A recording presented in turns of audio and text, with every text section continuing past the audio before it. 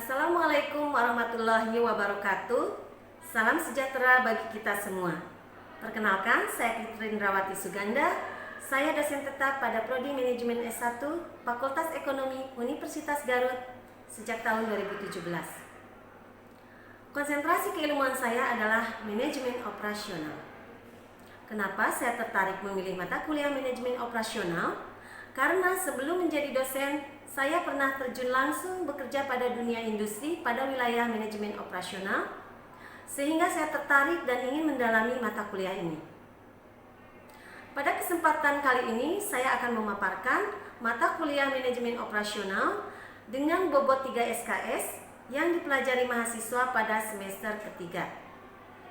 Baiklah, mengenai deskripsi mata kuliah manajemen operasional ini mempelajari wilayah-wilayah pada kegiatan operasional perusahaan atau organisasi yang berpengaruh penting untuk pengambilan keputusan manajemen operasional yang nantinya berdampak pada produktivitas pada bidang manufaktur dan jasa. Sedangkan untuk capaian pembelajaran yang diharapkan dari mata kuliah ini adalah yang pertama, mengetahui konsep dan teori manajemen operasional.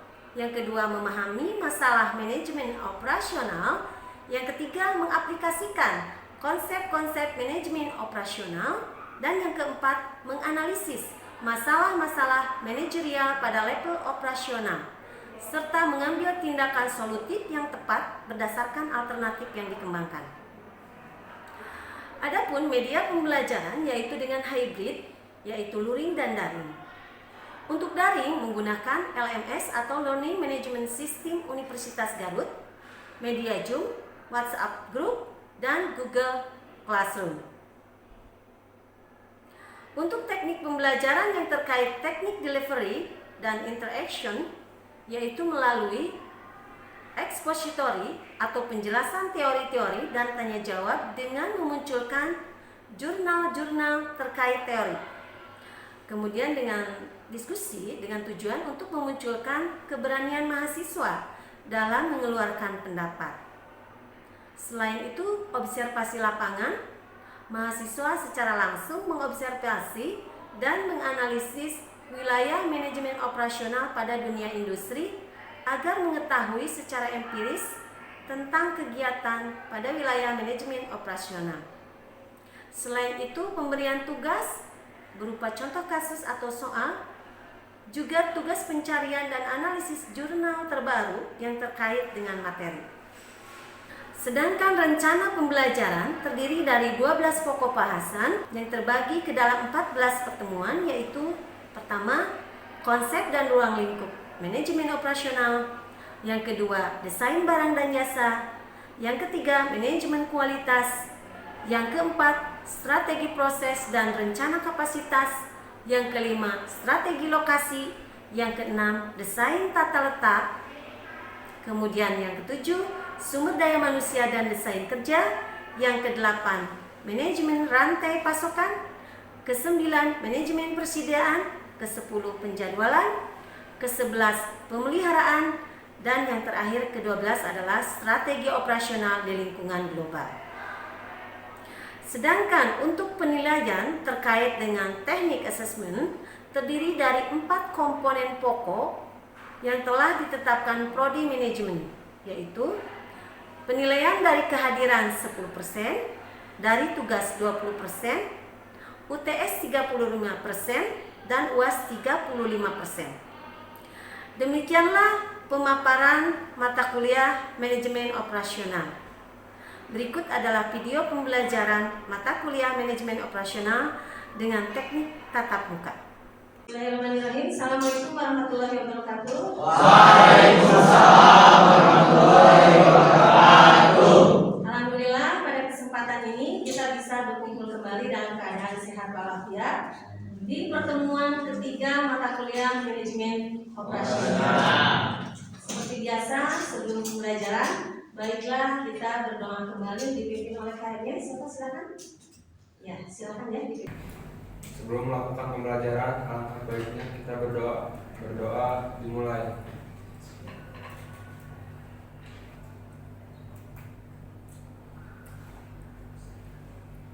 berdoa selesai. Terima kasih ya.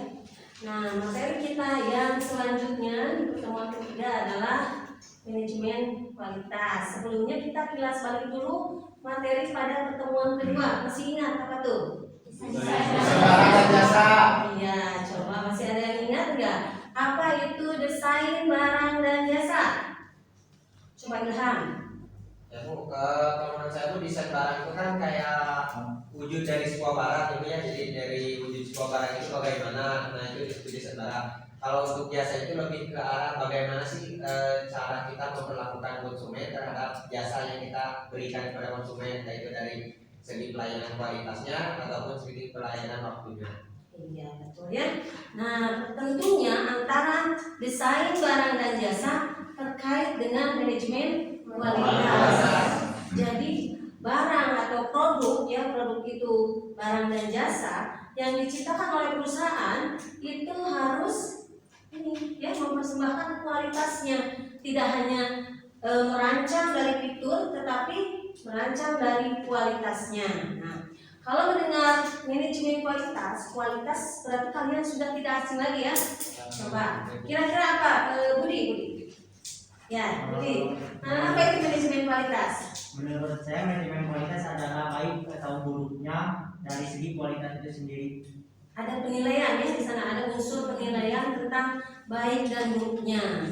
Kemudian coba satu lagi yang baju hijau itu Rina ya, silakan Rina. Menurut saya manajemen kualitas itu jadi kita melakukan penilaian terhadap suatu barang atau produk, apakah penilaian itu baik untuk dipasarkan atau tidak.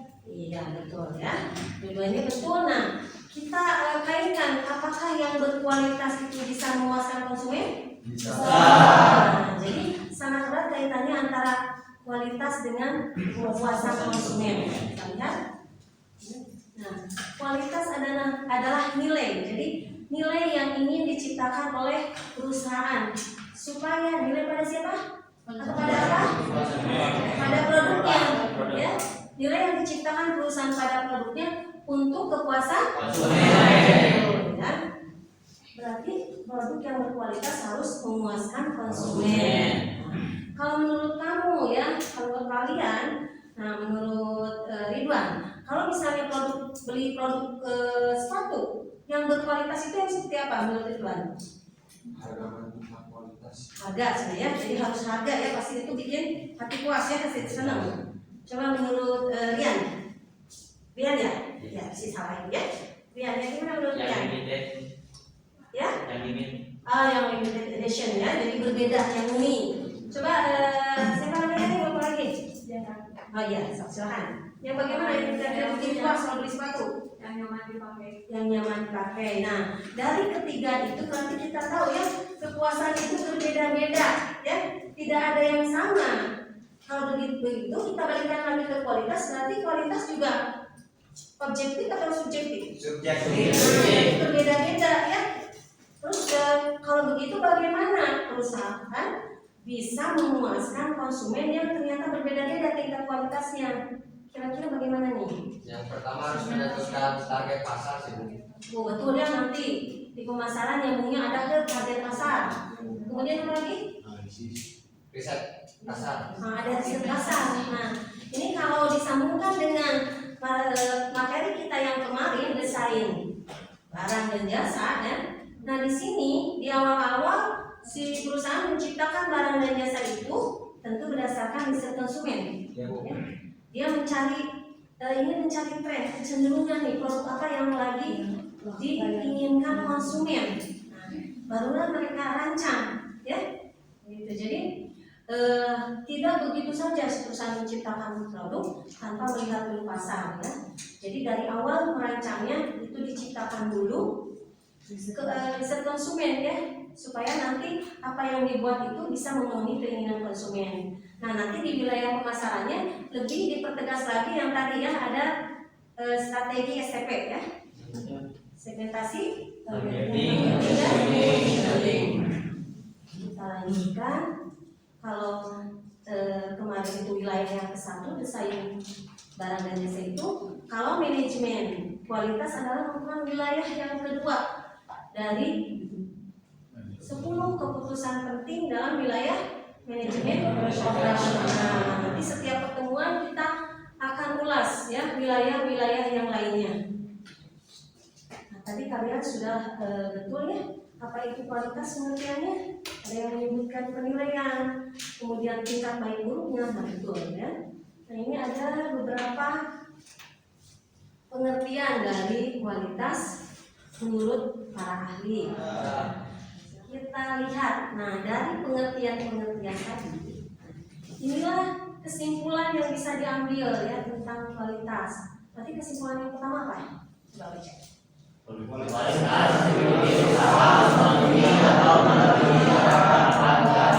Nah, tadi ya betul. Jadi kualitas itu usaha untuk memenuhi harapan pelanggan, ya. Berarti untuk memenuhi nanti setelah harapannya tercapai pelanggan itu berarti dia bisa merasakan puas atau tidak, ya. Yang kedua apa?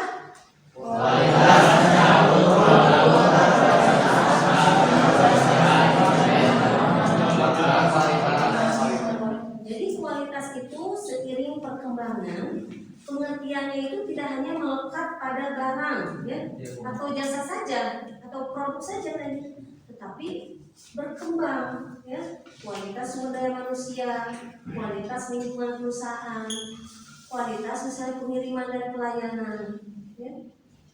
Jadi kalau begitu apa?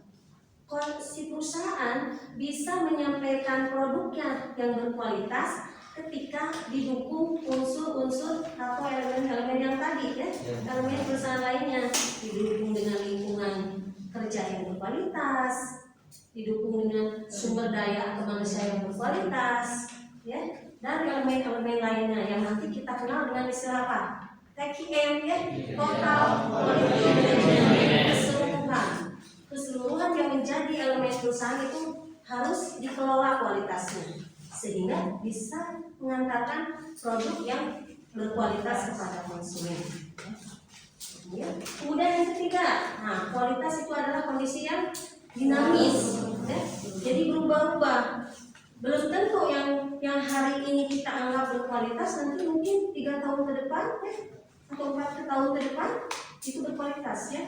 Dulu misalnya kita mengenal dari segi pelayanan, ada ojek konvensional ya, menurut kita itu udah berkualitas ya, bisa mengantarkan gitu ya. Tetapi dengan seiringnya perkembangan kita mengenal sekarang bahwa ada perkembangan ya dari kualitas kan. Kalau kita lebih enak naik ojek konvensional atau ojek online sekarang? Lebih apa coba? Praktis ya, lebih merasa lebih aman ya gitu ya. Baik, seperti itu kualitas itu berubah, sesuatu yang dinamis. Yang terakhir apa?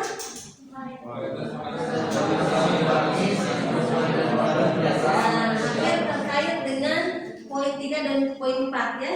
Jadi kedinamisan, keberubahannya itu tidak hanya pada kualitas pada produk, tapi semuanya pada lingkungan perusahaan, pada sumber daya manusianya ya. Mungkin lingkungan perusahaan itu kalau dulu dianggap kalau misalnya tidak ada AC-nya itu lingkungannya sudah dianggap yang berkualitas dulu ya. Tapi seiring dengan perkembangan zaman, lingkungan yang berkualitas itu misalnya salah satunya harus ada AC misalnya ya, biar kita pegawai itu bisa lebih nyaman gitu ya. Jadi ingat poin pentingnya kualitas itu adalah selalu berubah ya, dinamis. Tidak hanya pada kualitas produk tapi semua elemen yang ada di perusahaan. Sampai di sini dulu ada yang ditanyakan? Bisa paham? Ya. Kita lanjutkan ya. Ya. Kita ke kualitas dan strategi. Nah, kira-kira apa sih yang ada di benak kalian? Kualitas dan strategi. Ada hubungannya nggak? Ada. Coba siapa yang mau membukakan pendapatnya? Ya, jangan takut salah ya, nyantai aja. Silakan. Ya, boleh. Kalau menurut saya Bu, kualitas sama strategi itu emang sangat berhubungan. Karena kan seperti tadi ya, kualitas itu benar-benar sesuatu yang subjektif, jadi menurut pelanggan itu sendiri. Nah, untuk mendapatkan kualitas yang sesuai dengan harapan pelanggan, kita membutuhkan strategi untuk menggapai harapan dari pelanggan tersebut, entah itu dengan cara pendekatan katakanlah dengan memberikan sampel ataupun memberikan diskon terlebih dahulu kepada produk kita. Setelah kita tahu dari kritik para pelanggan ataupun dari saran-saran pelanggan, kita bisa meningkatkan kualitas lebih baik lagi. Jadi hubungan antara kualitas dan strategi itu memang dua hal yang saling keterkaitan. Iya betul, terima kasih ya teman. Nah jadi kualitas tadi yang apa dikatakan Hilman itu bisa merebut hati pelanggan ya, intinya nanti ke sana ya. Karena si perusahaan selain kualitas bisa nggak strategi lainnya yang waktu didesain produk ya, dia mau strategi biaya murah besar ya, mau produknya itu terdiferensiasi atau berbeda unik ya dengan yang lainnya yang bisa strateginya, atau mau strateginya itu yang respon cepat ya. Nah yang salah satunya lagi ini yang lainnya itu dengan kualitas ya, dengan kualitas. Jadi kualitas dan strategi itu nantinya itu ada dua ya, dari sisi keuntungan penjualan dan penurunan biaya yang didapatkan dari peningkatan kualitas. Dari pendapatan, kenapa kualitas bisa menghasilkan pendapatan ya? Bisa kalian lihat poin-poinnya. Pertama ada respon yang lebih baik dari pelanggan. Pelanggan tentunya lebih suka produk-produk yang berkualitas, responnya lebih baik. Kemudian apa lagi? Harga bisa lebih tinggi, walaupun memang kenyataannya tidak mutlak ya.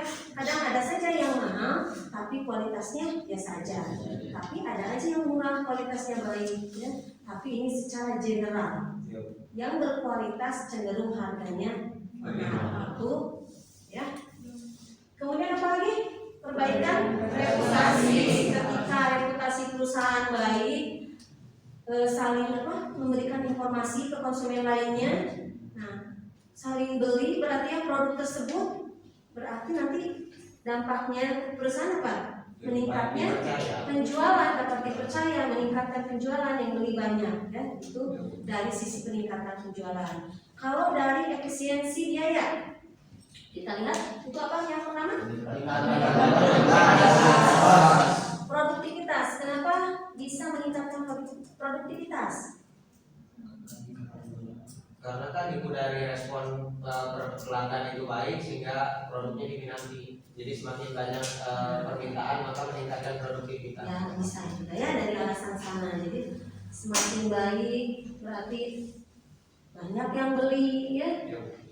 Produksi lancar. Nah, imbasnya peningkatan produktivitas. Kemudian yang kedua, pengurangan biaya work ya. Kalau menurut kita mengacu pada CROSD, zero defect tadi ya, zero defect itu jadi ketika si produk dibuat sejak awal itu dikelola kualitasnya, tentu kesananya tahapan-tahapan berikutnya itu akan lancar ya. Tidak ada barang yang rusak di tengah proses produksi ya. Sampai nanti akhirnya menjadi barang jadi bagus kualitasnya karena sejak awal. Jadi bisa mengurangi biaya reward ya, biaya pengerjaan ulang. Nah itu ya. Kemudian di pengurangan biaya garansi. Nah, betul nggak kalau kualitasnya bagus sampai ke konsumen? Iya, pasti. Jadi dengan menekannya biaya di semua sisi, biayanya bisa efisiensi, berarti yang tadinya perusahaan harus mengeluarkan biaya, jadi tidak mengeluarkan. Nah, jadi masuk ke pendapatan juga ya. Ini keuntungan dari kualitas dijadikan sebagai strategi bagi perusahaan ya. Bisa dipahami? Bisa. Kita lanjutkan ke pengaruh kualitas ya. Jadi ini kenapa alasan kualitas itu penting? Yang pertama apa di situ? Kualitas itu terkait apa? Coba ya Nina ya. Reputasi. Jadi kenapa penting? Pertama reputasi. Image perusahaan. Ya image ya. Biasanya perusahaan-perusahaan yang menghasilkan produk yang berkualitas, image-nya itu akan baik ya, citra image nama baik itu. Kemudian yang kedua, kehandalan. Yang bagaimana handal itu? Unggul dari yang lain.